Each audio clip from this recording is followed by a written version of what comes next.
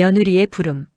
73세 김옥분 할머니는 오늘도 휴대폰을 꺼내 아들 번호를 한참 바라보다 화면을 껐다. 아들 집에 가고 싶지만 며느리 눈치가 보였다. 5년 전 아들이 결혼한 이후 옥부는 늘 조심스러웠다. 며느리 서연은 겉으로는 공손했지만 시어머니의 방문을 달가워하지 않았다. 어머니, 요즘 바빠서요. 집이 좁아서 불편하실 거예요. 이런 말들이 쌓여 옥부는 스스로 발걸음을 끊었다. 한 달에 한 번 보던 손주를 이제는 두세 달에 한 번 겨우 볼까 말까였다. 그런데 오늘 아침 일찍 며느리에게서 먼저 전화가 왔다. 어머니, 준호가 새벽부터 열이 나서요. 제가 회사에 급한 미팅이 있는데 잠깐만 와주실 수 있으세요? 옥분의 얼굴에 미소가 번졌다. 손주를 돌볼 수 있다니. 며느리가 먼저 연락한 것도 처음이었다. 그래, 금방 갈게. 옥부는 서둘러 옷을 갈아입고 시장에 들렀다. 손주가 좋아하는 삼계탕, 계란찜 재료, 신선한 과일까지 양손 가득 들고 아들 집으로 향했다. 버스 안에서도 가슴이 두근거렸다. 오랜만에 손주를 볼 생각에 입가에 미소가 떠나지 않았다. 아파트에 도착해 초인종을 누르자 서연이 급하게 문을 열었다. 어머니 오셨어요? 준호 안방에 있어요. 애가 아침부터 칭얼대서 정신이 없네요. 인사도 제대로 하지 않고 서연은 가방을 챙기며 말했다. 해열제는 식탁 위에 놔뒀어요. 3시간마다 먹이시면 돼요. 저 늦어도 5시까지는 올게요. 그리고 현관문을 박차고 나갔다. 옥부는 씁쓸했지만 곧 기분을 추스르고 안으로 들어갔다. 거실 소파에 6살 준호가 축 처진 얼굴로 누워 있었다. 할머니.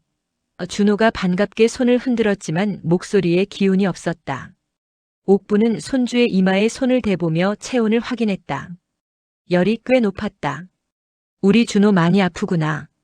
할머니가 금방 낫게 해줄게. 옥부는 해열제를 물에 타서 먹이고 미음을 끓이기 시작했다. 부엌을 둘러보니 설거지가 싱크대에 가득 쌓여 있고 식탁 위는 어질러져 있었다. 며느리가 얼마나 바쁜지 한눈에 보였다. 준호에게 미음을 먹이고 이마에 냉찜질을 해주자 아이는 편하게 잠들었다.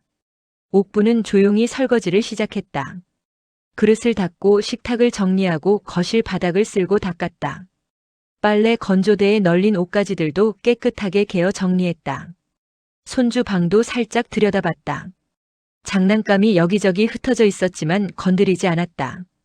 며느리가 싫어할까봐. 오후 4시쯤 준호의 열이 많이 떨어졌다. 손주가 편하게 자는 모습을 보니 마음이 뿌듯했다. 이럴 때 할머니가 있어야지. 옥부는 장바구니를 챙기며 나가려고 신발을 신고 있었다. 며느리가 오기 전에 조용히 나가는 게 나을 것 같았다. 그때 현관문이 벌컥 열리며 서연이 들어왔다. 어머니, 아직 계셨네요. 며느리의 목소리는 차갑게 식어 있었고 얼굴에는 미소가 없었다. 사라진 금반지. 며느리 서연은 가방을 소파에 던지듯 놓고 곧장 안방으로 들어갔다.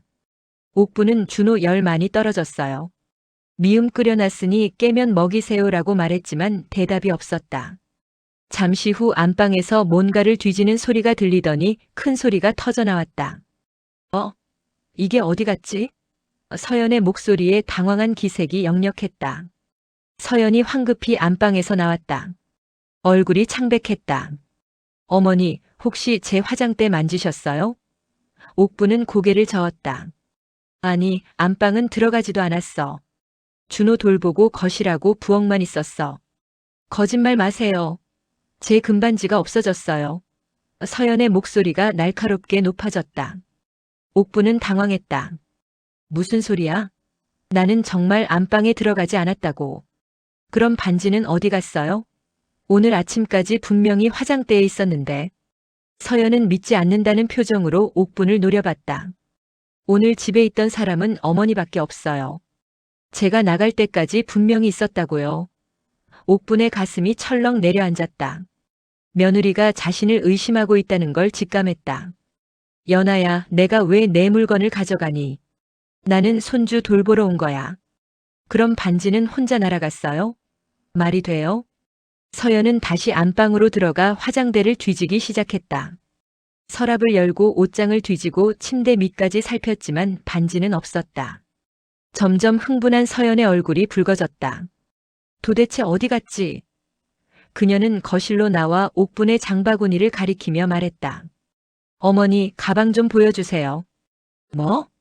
옥분은 믿을 수 없다는 표정으로 며느리를 바라봤다. 내 가방을 왜 봐? 제발 보여주세요. 오해를 풀어야 하잖아요. 옥분은 손이 떨렸지만 장바구니를 건넸다. 서연은 가방 안을 모두 쏟아냈다. 지갑, 손수건, 약봉지, 손주 먹으라고 가져온 과자들이 바닥에 흩어졌다. 반지는 당연히 없었다. 그럼에도 서연은 눈을 부라리며 말했다. 옷주머니는요? 주머니 좀 보여주세요. 이게 무슨 짓이냐? 옥분의 목소리가 떨렸다.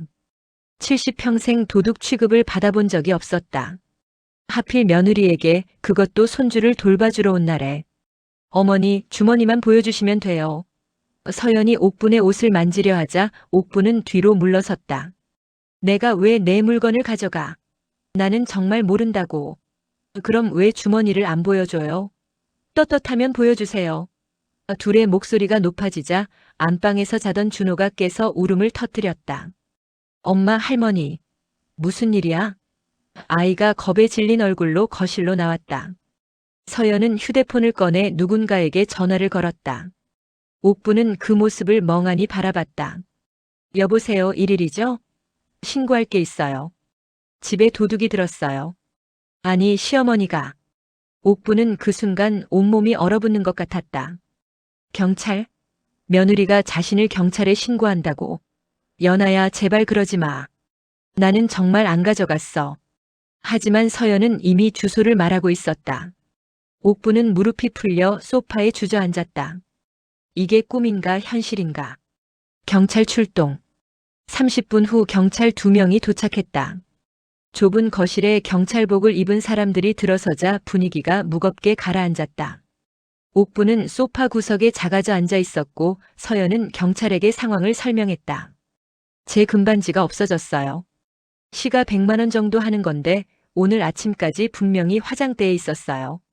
제가 회사 갔다 왔더니 사라졌고 오늘 집에 있던 사람은 시어머니뿐이에요. 경찰은 옥분을 바라봤다. 할머니, 혹시 반지 보신 적 있으세요? 없어요. 나는 안방에 들어가지도 않았어요. 손주가 아파서 거실에서 돌보고 청소만 했어요. 옥분의 목소리는 떨렸지만 단호했다. 다른 경찰이 조심스럽게 물었다. 그럼 할머니 소지품 확인해도 될까요? 오해를 푸는 게 좋을 것 같습니다. 옥부는 고개를 끄덕였다. 얼마든지 보세요. 나는 정말 억울해요. 경찰은 이미 바닥에 쏟아진 가방 내용물을 하나씩 살폈다. 지갑을 열어보고 손수건을 펼쳐보고 약봉지까지 확인했다. 옥분의 옷주머니도 뒤졌다. 카디건 주머니, 바지 주머니, 심지어 양말까지 확인했다. 신발도 벗겨보고 가져온 장바구니 구석구석을 뒤졌다. 당연히 반지는 나오지 않았다. 며느님, 혹시 다른 곳에 두신 건 아닐까요? 다시 한번 찾아보시죠. 경찰이 조심스럽게 제안했다. 아니에요. 분명히 화장대에 뒀어요. 저 매일 아침 그 반지를 끼고 출근한다고요. 서연의 목소리가 날카로워졌다. 이 사람이 어디 숨긴 게 분명해요. 집까지 가서 수색해야 해요. 옆방에서 자던 준호가 큰 소리에 깨서 울음을 터뜨렸다. 엄마, 할머니. 무서워. 준호가 거실로 비틀거리며 나왔다. 경찰복을 본 아이는 더 큰 소리로 울었다. 옥부는 손주를 안아주고 싶었지만 서연이 준호를 낚아채듯 안았다. 준호야, 괜찮아. 할머니가 엄마 물건 가져간 거 찾는 거야. 나쁜 짓 하면 안 되잖아. 옥부는 그 말에 가슴이 무너지는 것 같았다. 손주 앞에서 나쁜 사람이 되어버렸다. 그 순간 복도에서 이웃들이 문을 열고 구경하기 시작했다. 무슨 일이에요? 경찰이 왜 왔어요? 저 집 시어머니 아니에요? 수군거리는 소리가 복도에 울려 퍼졌다.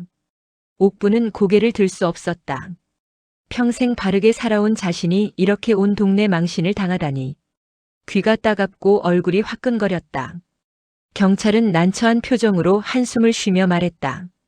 이건 가족 간 분쟁이라 저희가 강제로 개입하기 어렵습니다. 물증도 없고 할머니 소지품에서도 아무것도 안 나왔으니까요.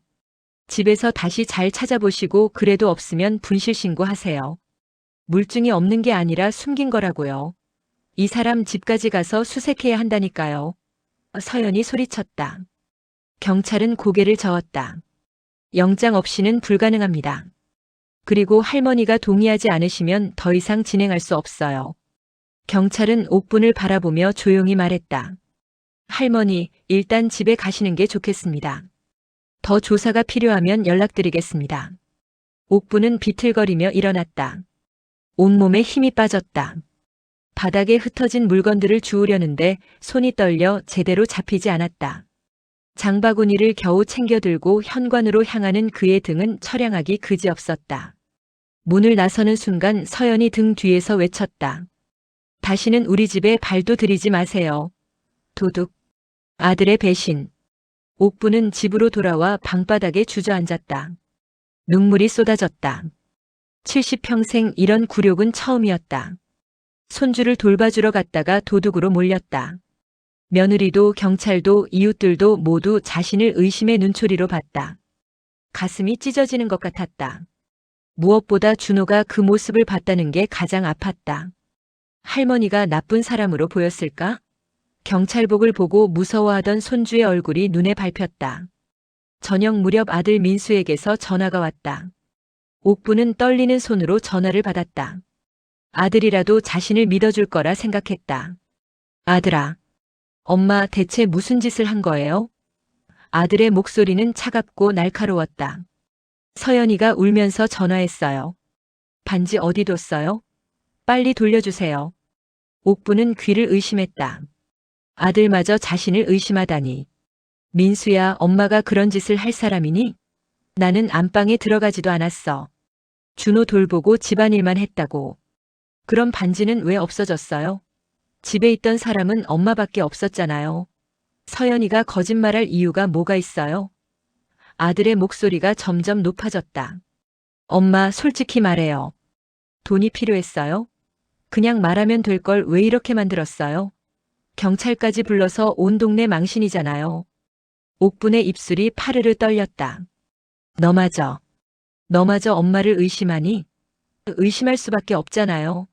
증거가 다 있는데 뭘 어떻게 해요? 엄마가 가져간 거 맞죠? 제발 돌려주세요. 서연이가 지금 울면서 난리예요. 옥부는 더 이상 말할 힘이 없었다. 자신이 10개월 뱃속에 품고 죽을 고생해서 키운 아들이 며느리 편만 들었다. 사실 확인도 하지 않고 어머니를 나무랐다. 민수야, 엄마는 내가 그런 말을 할 줄 몰랐다. 내가 엄마를 도둑으로 보는구나. 엄마, 왜 이래요? 그냥 반지 돌려주면 다 끝나잖아요. 왜 이렇게 고집을 피워요? 민수의 목소리에는 짜증이 섞여 있었다. 옥부는 조용히 전화를 끊었다. 아들에게서 다시 전화가 왔지만 받지 않았다. 연달아 문자가 왔다. 엄마, 전화 받아요. 이러지 말고 얘기해요. 서연이한테 사과하고 반지만 돌려주면 돼요. 그날 밤 옥부는 한숨도 자지 못했다. 천장을 바라보며 지난 세월을 떠올렸다. 남편 일찍 여의고 혼자 아들 키우느라 얼마나 고생했나.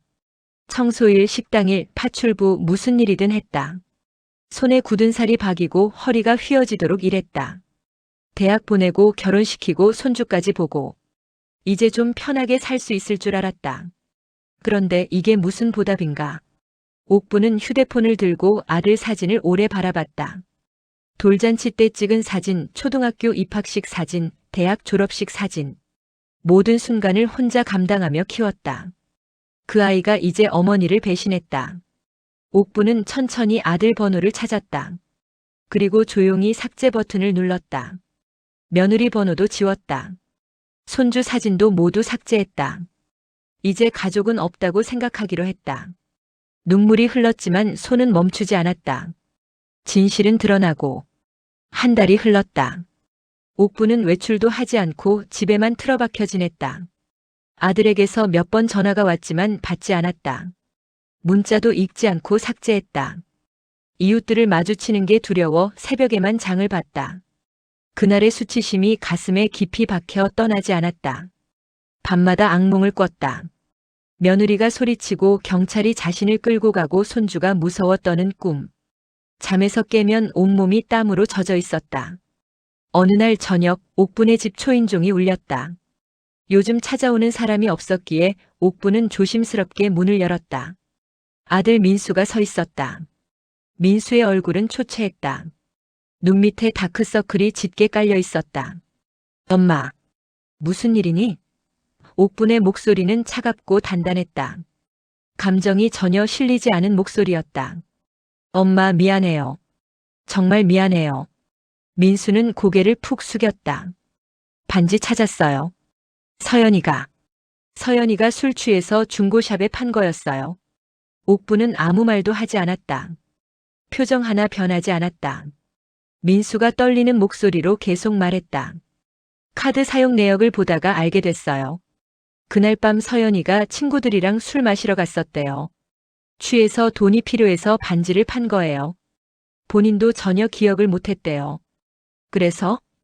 옥분이 무표정하게 물었다. CCTV도 확인했어요. 아파트 복도 CCTV요. 엄마가 반찬 든 봉지만 들고 나가는 게 다 찍혀 있었어요. 시간도 정확히 나와 있고요. 민수의 목소리가 떨렸다. 엄마 진짜 죄송해요. 내가 너무 잘못했어요. 서연이도 미안하대요. 정말 미안하다고. 그 사람이 직접 와서 사과했니? 옥분이 차갑게 물었다. 민수는 머뭇거렸다. 그게 서연이가 지금 상태가 안 좋아서요. 죄책감 때문에 우울증 약을 먹고 있어요. 됐다. 너도 이제 가거라. 옥분은 문을 닫으려 했다. 민수가 급하게 문을 붙잡았다.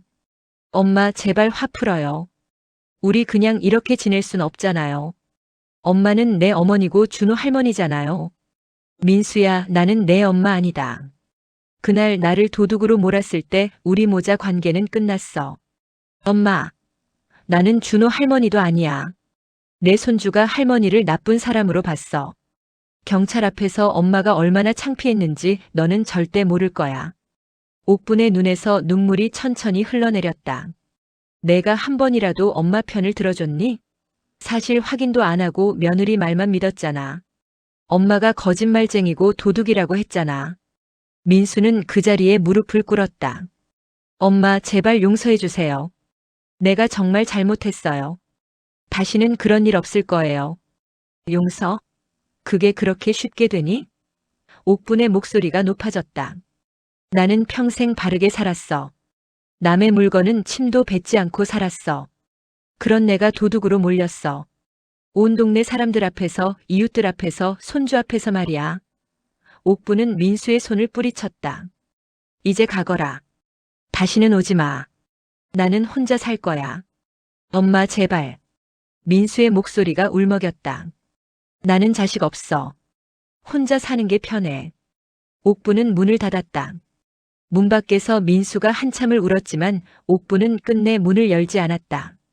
진실이 밝혀진들 무슨 소용인가. 깊이 박힌 상처는 아물지 않는다. 며느리의 형식적 사과.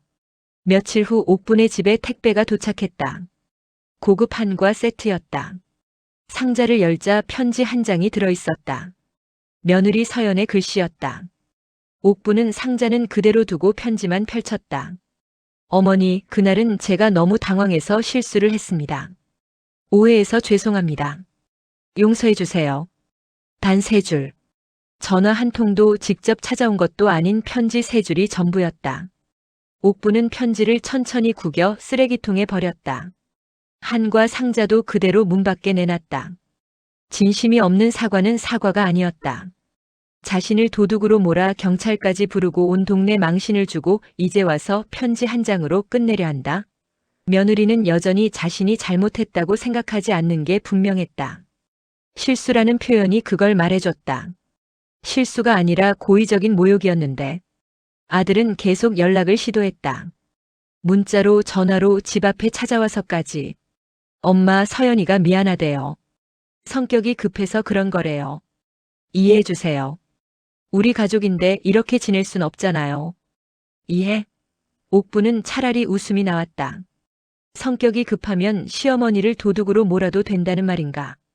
민수의 문자는 점점 며느리를 변호하는 내용으로 바뀌었다. 엄마, 서연이도 지금 우울증으로 힘들어해요. 너무 자책하고 있어요. 약도 먹고 상담도 받고 있어요. 엄마가 좀 이해해 주시면 안 돼요? 옥부는 휴대폰을 던지고 싶었다. 우울증? 자책?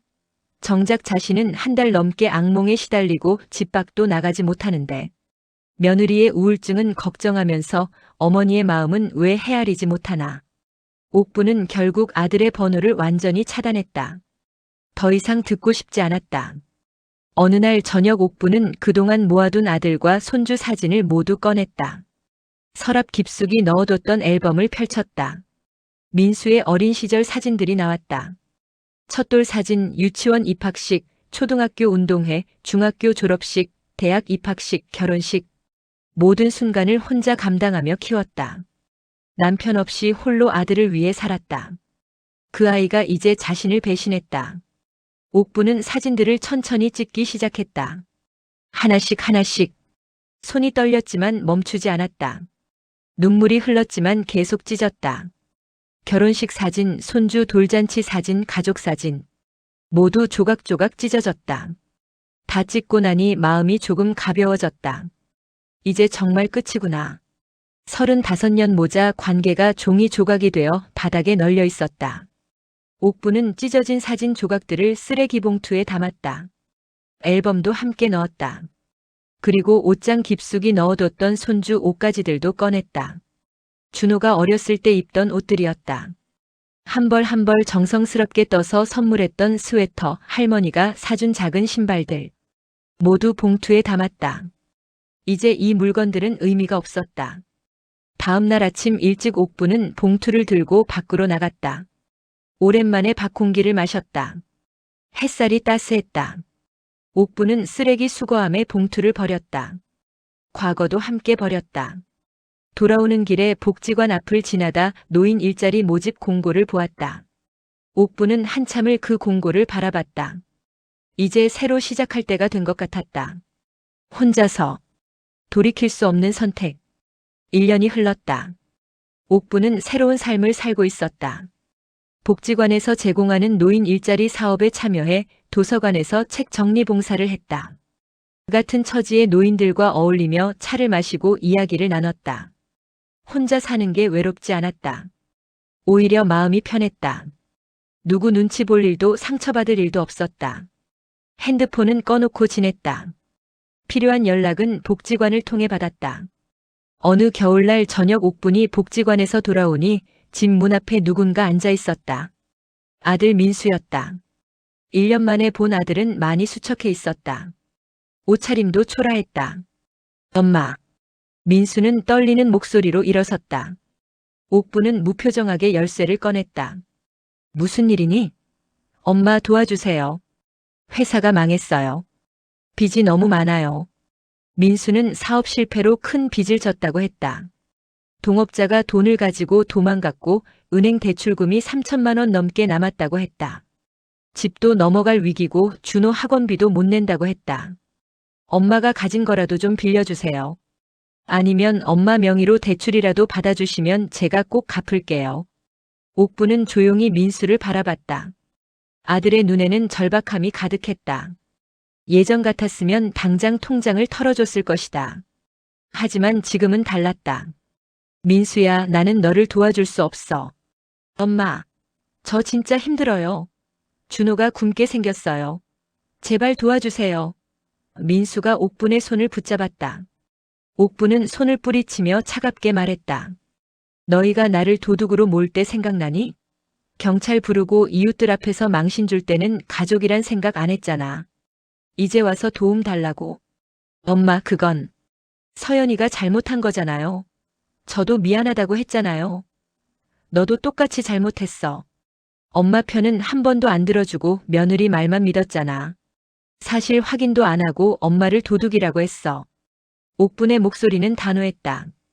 나는 그날 죽은 거나 마찬가지야. 내 자존심도 내 명예도 다 죽었어. 그런 나한테 이제 와서 돈 달라고. 그건 너무 뻔뻔한 거 아니니? 민수는 무릎을 꿇었다. 눈물을 흘리며 애원했다. 엄마 제발요. 준호 생각해서라도 도와주세요. 준호가 얼마나 힘들어하는지 아세요? 준호? 옥분이 쓴웃음을 지었다. 그 아이는 할머니가 나쁜 사람인 줄 알 거야. 경찰 앞에서 떨던 할머니를 봤으니까 엄마가 도둑질하는 사람이라고 생각할 거야. 그 상처가 얼마나 깊은지 너는 모를 거야. 옥부는 집 안으로 들어가며 마지막으로 말했다. 이제 가거라. 다시는 찾아오지 마. 나는 너희 가족이 아니야. 혼자 사는 게 훨씬 편해. 엄마. 민수가 소리쳤지만 옥부는 문을 닫았다. 그리고 자물쇠를 잠갔다. 문 밖에서 민수가 한참을 울고 애원했다. 엄마, 제발 문 열어주세요. 저 정말 죽을 것 같아요. 엄마. 하지만 옥부는 끝내 문을 열지 않았다. 귀를 막고 거실에 앉아 있었다. 마음이 아프지 않은 건 아니었다. 하지만 더 이상 상처받고 싶지 않았다. 존중받지 못하는 관계는 끊는 게 맞았다. 1시간쯤 지나 밖이 조용해졌다. 민수가 떠난 것 같았다. 옥부는 창문을 열고 밤하늘을 바라봤다. 별이 많이 보였다. 74년 인생 동안 남을 위해 살았다. 이제 남은 시간은 나를 위해 살겠다고 다짐했다. 가족이라는 이름으로 받은 배신은 용서할 수 없었다. 옥부는 조용히 창문을 닫고 불을 껐다. 긴 하루가 끝났다. 내일은 또 복지관에 가서 책을 정리하고 친구들과 차를 마실 것이다. 그것만으로도 충분했다. 더 이상 아무것도 바라지 않았다. 여러분, 오늘 이야기는 여기서 마칩니다. 김옥분 할머니의 이야기를 보시면서 무엇을 느끼셨나요? 가족이라는 이름으로 행해진 의심과 모욕, 그리고 형식적인 사과. 때로는 진심 없는 용서 요청보다 홀로 서는 것이 더 존엄한 선택일 수 있습니다. 옥분 할머니는 70평생 바르게 살아온 자신의 명예가 하루아침에 무너지는 고통을 겪었습니다. 손주를 돌봐주러 간 날 도둑으로 몰려 경찰 앞에 섰던 그날의 수치심은 어떤 말로도 치유될 수 없었습니다. 혈육이라고 해서 모든 것이 용서되는 것은 아닙니다. 진정한 가족은 피가 아니라 존중과 신뢰로 만들어집니다. 서로를 믿고 지켜주지 못한다면 그 관계는 이미 가족이 아닐 수도 있습니다.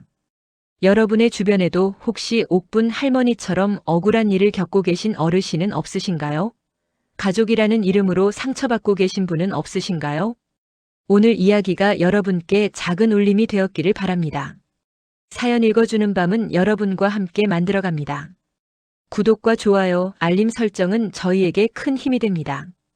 댓글로 여러분의 생각을 나눠주세요. 다음 이야기도 기대해 주시고 사랑하는 가족과 친구들에게 꼭 공유해 주세요. 여러분 모두 건강하시고 행복한 하루 보내세요. 감사합니다.